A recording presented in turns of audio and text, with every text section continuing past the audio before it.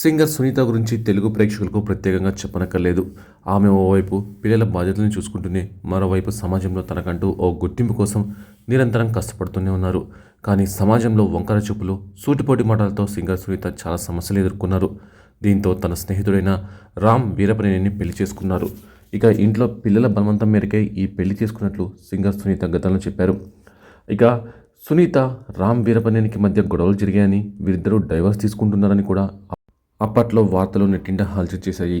అంతేకాదు, పెళ్లి చేయాల్సిన వయసులో సునీత ప్రెగ్నెంట్ అని కూడా వార్తలు సోషల్ మీడియాలో చెక్కలు కొట్టాయి.